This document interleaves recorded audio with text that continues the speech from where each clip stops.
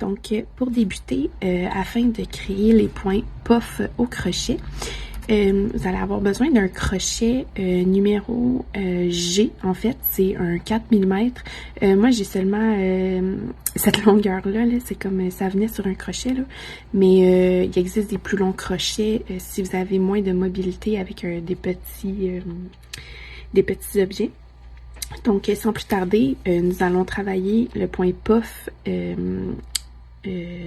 horizontal vers la droite, qui se trouve à être celui-ci, le point puff horizontal vers la gauche, qui va être celui-ci, et à la fin, je vais vous montrer comment faire le point puff vertical qui va se trouver à la pointe juste ici.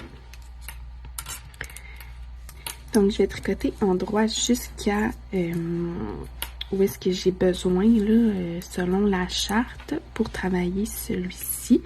Donc, je dois arrêter à 3 mailles, comme ça ici. Donc, je suis rendue à faire le point puff. Pour le dernier puff, avant celle qui est en haut, on doit piquer dans la 4e maille en bas de la maille centrale. Donc, la maille centrale, ça se trouve à être la 3e sur mon aiguille gauche. Et je descends 4 rangs. Donc, 1, 2, 3 et 4. Donc, on voit ici, là, elle a déjà comme une espèce de trou ici formé, là. Donc, je vais aller piquer au travers. Je vais prendre mes 2 fils et ça va être un peu tannant si vous n'avez pas l'habitude là de travailler avec un crochet et des aiguilles. Vous pouvez toujours piquer vos aiguilles dans votre tricot pour les enlever du chemin ou tout simplement les laisser en place, là. Donc, je vais prendre mes fils. Je trouve que c'est plus facile de travailler avec les fils dans la main gauche quand on crochette. Donc, voilà, je vais faire ça. Je vais sortir le fil dans le trou. Je vais enlever ça et vous montrer. Donc, le fil sort vraiment là à 4 rangs plus bas.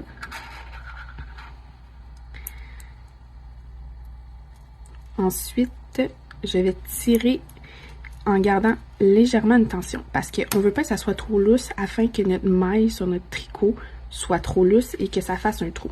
Si ça fait un trou, je vais vous montrer un peu plus tard comment corriger celui-ci. Donc, je suis désolée, c'est un petit peu comme ça. Donc là, on voit, j'ai ma première maille de sortie. Je vais aller faire un jeté. Donc, pour faire un jeté, on fait tout simplement passer la laine par-dessus l'aiguille. Un peu le même principe que le tricot. Je vais retourner dans la maille 4 rangs plus bas et recréer une maille. Donc là, je suis rendue à 3 mailles. Je vais faire ce processus jusqu'à temps que j'aille 7 mailles sur mon crochet, tout en piquant toujours dans la même maille 4 rangs plus bas.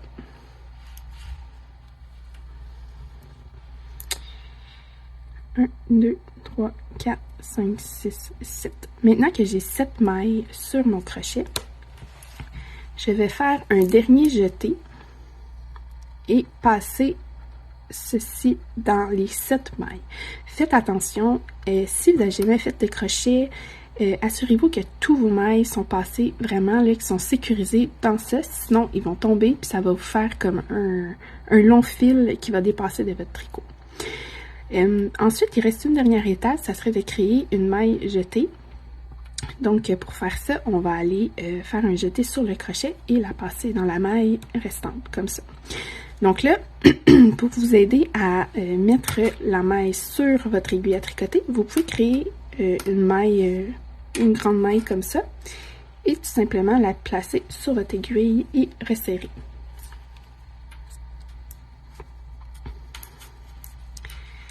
Donc voilà, la première maille puff est créée et est positionnée à l'endroit désiré.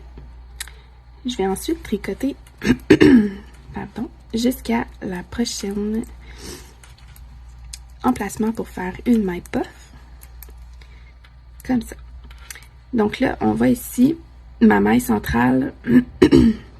Ma maille centrale se trouve encore 2 mailles après en fait 2 mailles avant les 2 mailles ici, c'est qui représentent le même emplacement pour celle-ci. Donc, je vais faire le même processus que j'ai fait pour la maille puff vers la droite pour faire celle de la gauche. Donc, je vais aller dans la même maille 4 rangs plus bas, piquer le crochet. On n'oublie pas que la première maille allongée qu'on va faire, on va la garder un petit peu serrée pour vous aider avec la longueur de la maille, dans le fond. Ce que je fais, c'est je m'accote ici là, sur mon aiguille à tricoter et si ça fait en fait la largeur de notre espace des 3 mailles, c'est suffisant. Il ne faut pas les faire trop longues non plus parce que sinon on n'aura pas le résultat escompté.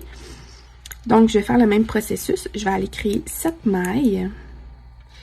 Puis, faites vraiment attention aussi là, de ne pas enrouler la laine autour de votre aiguille plutôt que votre crochet. Ça va créer des mailles aussi. Donc, vous pouvez y aller vraiment là, tranquillement. Même que je vais recommencer pour vous montrer là, à nouveau.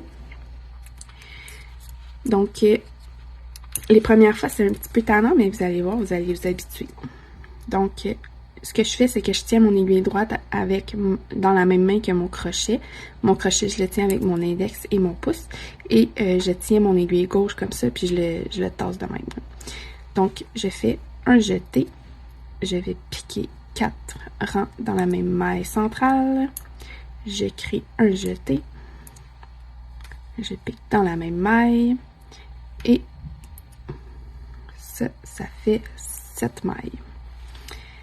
Donc, 1, 2, 3, 4, 5, 6, 7. Je vais créer un jeté et le passer au travers les 7 mailles de la maille puff. Faire un jeté, passer dans la maille et placer la maille sur l'aiguille.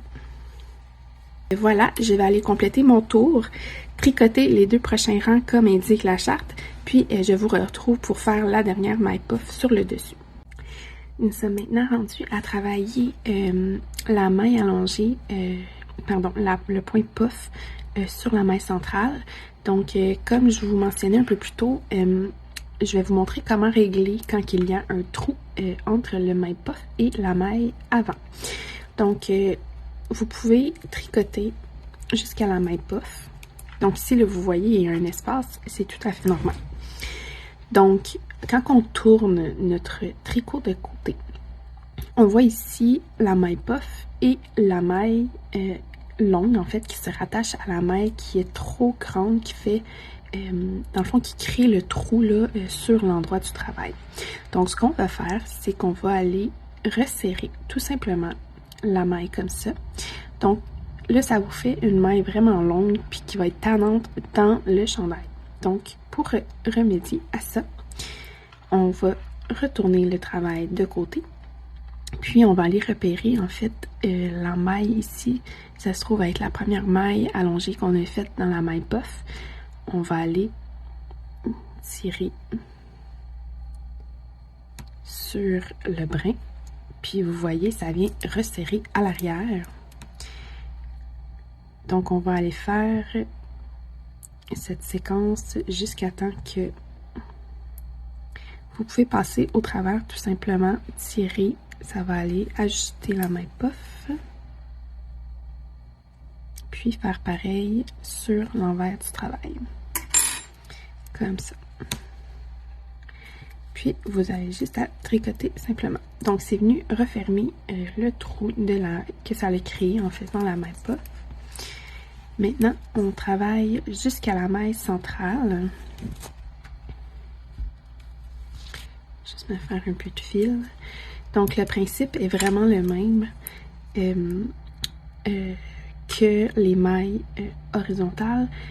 Ouais, c'est ça, que les mailles horizontales, pardon. Mais on va le faire, on va tout simplement le positionner verticalement. Donc, on va descendre 4 mailles plus basses.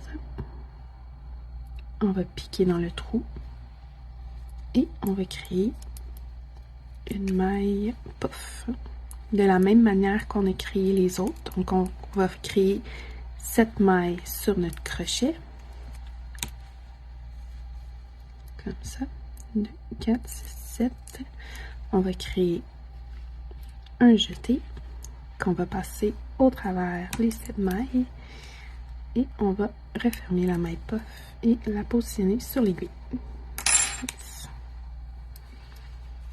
Sur l'aiguille comme ça. Ensuite, on travaille les mailles comme elles sont supposées.